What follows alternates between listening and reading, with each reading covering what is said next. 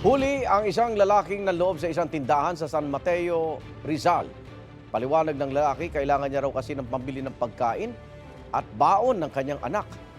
Beunang balita si EJ Gomez.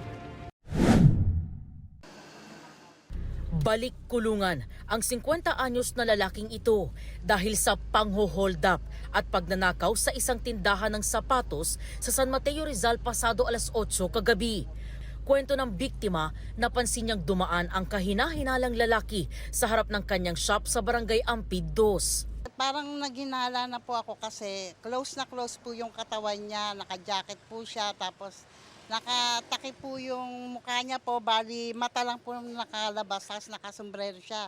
Nakuna ng CCTV ang pagbalik ng lalaki. Hindi na nakuna ng sumunod na pangyayari pero doon na raw nagdeklara ng hold up ang lalaki. Sabi niya, hold up to, hold up. Tapos sabi niya, nasan yung bag? Sabi ko, walang bag. Pilit niya akong tinutulak po na papasok kasi gusto ko nga po lumabas. Nung wala po siyang makuhang bag, ang ginawa niya po, nakita niya yung cellphone ko po naka-charge, yun po ang kinuha niya.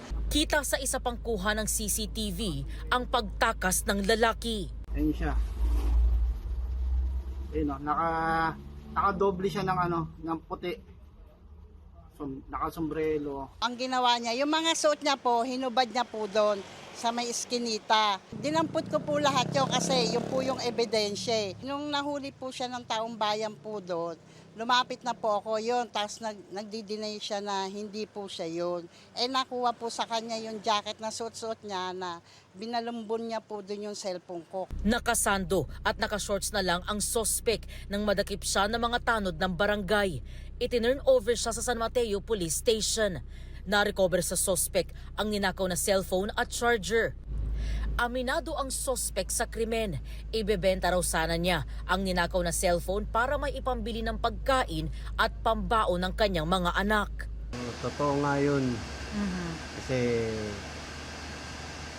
dala ng kahirapan, napilitang gumawa ng masama. Walang mapasukan ng trabaho.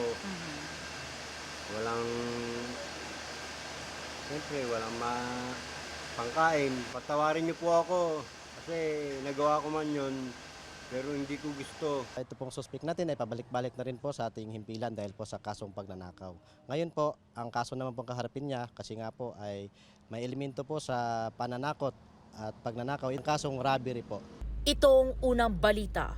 EJ Gomez para sa GMA Integrated News.